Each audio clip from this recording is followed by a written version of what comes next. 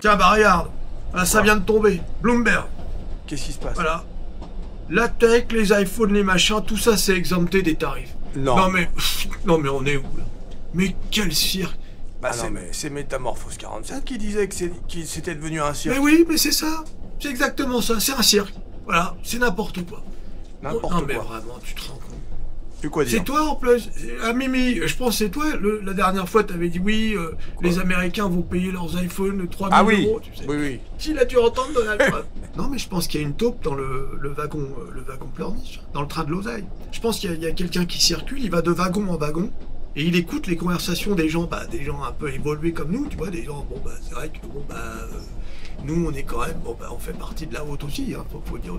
Toi par contre, ouais, pas trop quand même. Non mais vous vous rendez compte quand même. Eh, le mec il annonce avec son tableau des tarifs en veux-tu en voilà. Ah oui, son fameux tableau. On arrive à 145% de tarifs pour la Chine. Ouais. Et au final, il va exempter. Jour après jour, quelqu'un va venir le voir. Faudrait exempter ça parce que. Ah oui. Ah oui, tous les jours. Finalement, il n'y aura plus rien. Finalement, il restera quoi qui sera taxé à 145%? Ah bah ça on n'en sait rien. Le papier toilette, on ne sait plus. Bah vraiment, ça fera cher la feuille de PQ. Écoute, à mon avis, lundi, lundi, les valeurs tech, là... c'est possible. Et... C'est possible. Écoute, moi je suis investi. T'es investi toi aussi, dans les valeurs tech? Ouais. D'ailleurs, on avait clôturé à combien, là, vendredi?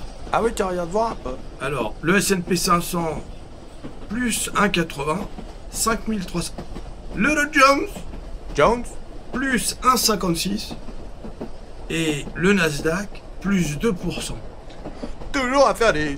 Et pourtant, on avait mal commencé la journée. Et si ça se trouve, Métamorphose 47, d'ici 2 semaines, il sera en train de faire des relevés ATH. Oh, ça si ça continue comme ça. L'autre, s'il fait des exemptions pour tout, là... un peu quand ça va. Jean-Louis, c'est pas fou, ça, quand même. Bah tiens, pour le coup, tu me mettras une bière. Ah oui, bonne idée. Vous aussi, ouais. Bon alors, 3 bières, pas trop fraîches. Ouais. Un jour, une dinguerie. Voilà. C'est comme ça qu'il faudrait résumer la situation sur les marchés financiers. Et là, encore, on est le week-end. D'ailleurs, heureusement, parce que sinon, ça aurait été encore... Il aurait tweeté, c'est le bon moment pour acheter. Et là, tout le monde aurait acheté cette fois-ci, forcément. Là, ils ont dû lui dire, non, il faut annoncer ça ce week-end, parce que sinon... Si je regarde le Bitcoin, on est à plus 1,57, hein, donc il n'y a pas une réaction non plus euphorique. Mais bon, on verra bien comment le marché va réagir à ça.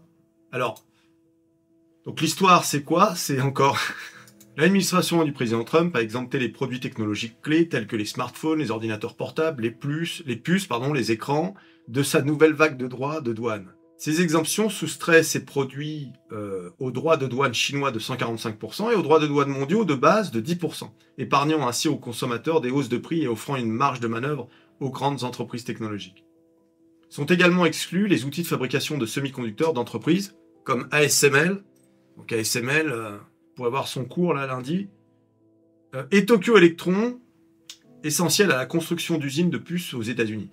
Ce répit pourrait toutefois être de courte durée. L'administration prépare le terrain pour de nouveaux droits de douane sectoriels ciblés, notamment des droits de douane spécifiques aux puces, probablement de l'ordre de 25%.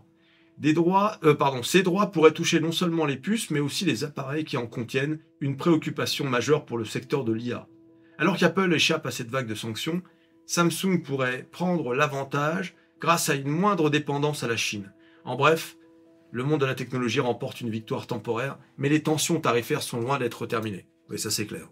De toute façon, je vous l'ai dit, tant que c'est même pas la question de tarifs appliqués ou pas appliqués, haut, bas, c'est la question de la stabilité. C'est-à-dire que si demain, la Maison-Blanche annonce qu'il n'y aura plus de changement, avec Donald Trump, ça va être dur, mais imaginons une situation où, ça y est, les tarifs haut ou bas, hein, c'est pas le problème, ne sont plus modifiables dans les semaines, etc., dans les mois à venir, les entreprises trouveront des moyens, ne vous inquiétez pas. Et là, le marché peut enfin décider de ce qu'il veut faire. Monter, descendre, stagner, peu importe. Mais au moins, il n'y a plus cette incertitude qui fait que plus personne n'ose faire un pas devant l'autre. Voilà. Donc là, cette nouvelle, bien évidemment, pour nous, c'est une bonne nouvelle.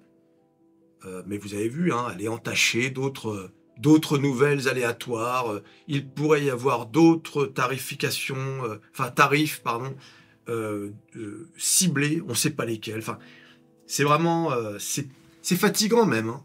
Alors, psychologiquement, l'investisseur est fatigué. Tout le monde est fatigué de ce qui se passe en ce moment.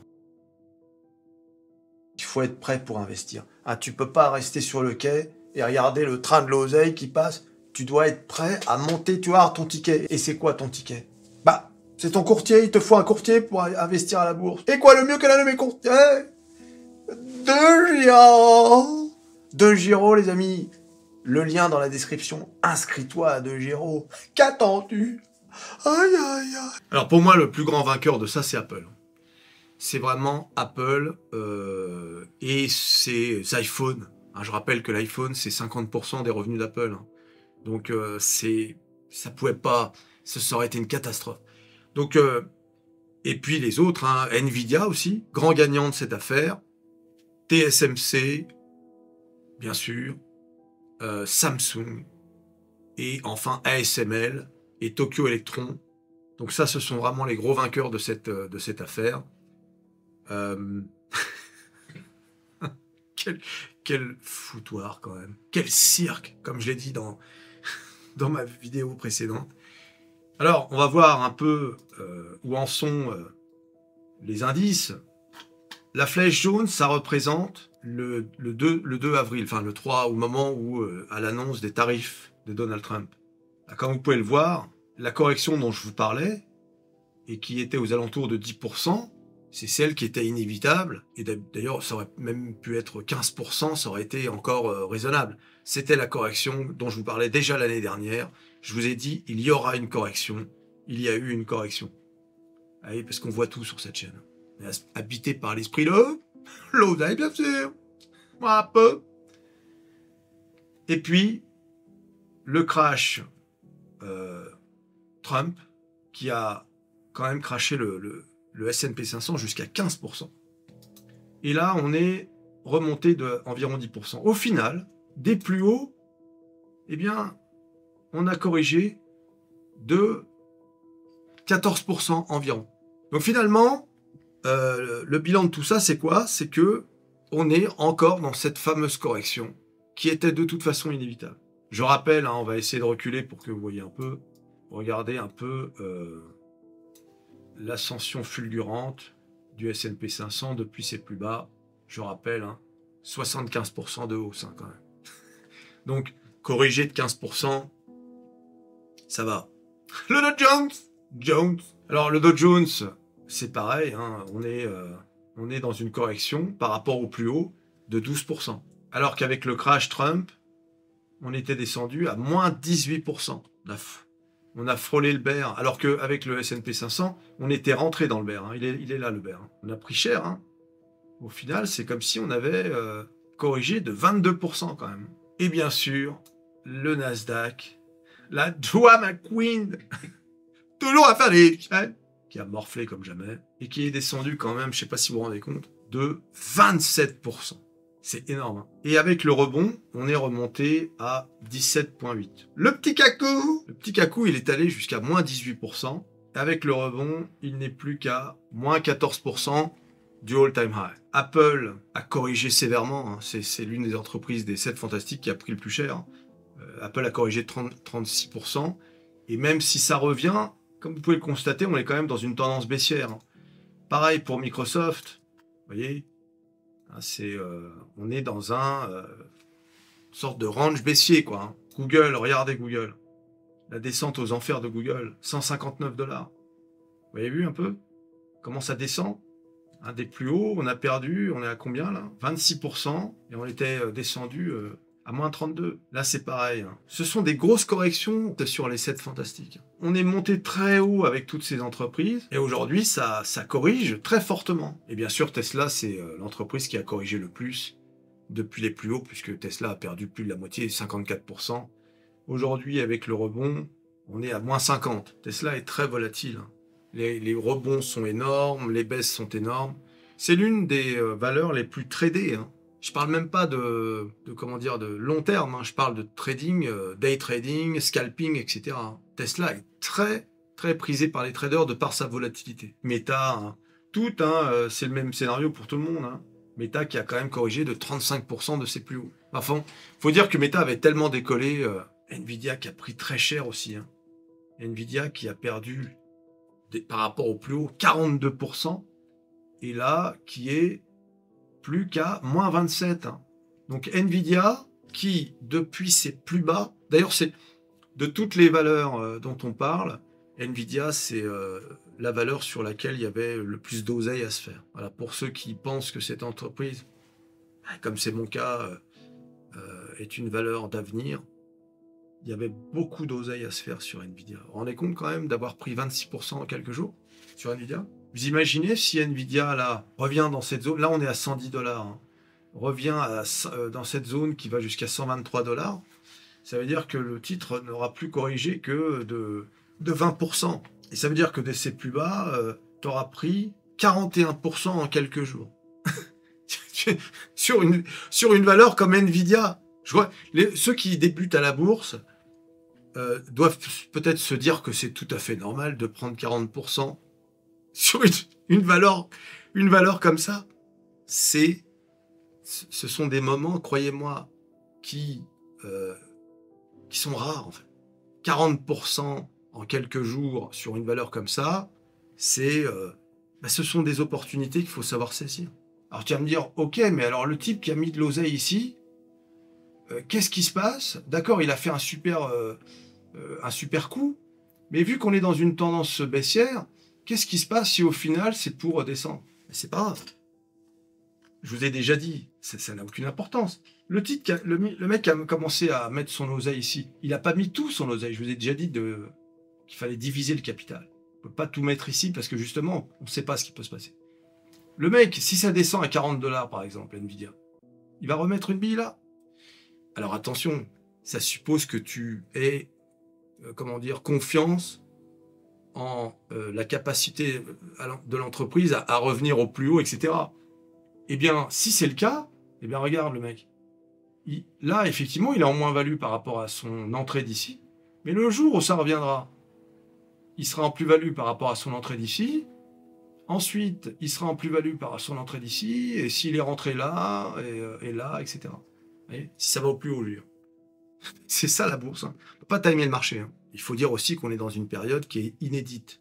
Je veux dire, on n'a jamais vu un merdier pareil. Il faut être honnête, il faut appeler les choses comme elles sont. Hein. C'est n'importe quoi ce qu'on est en train de vivre en ce moment. C'est n'importe quoi.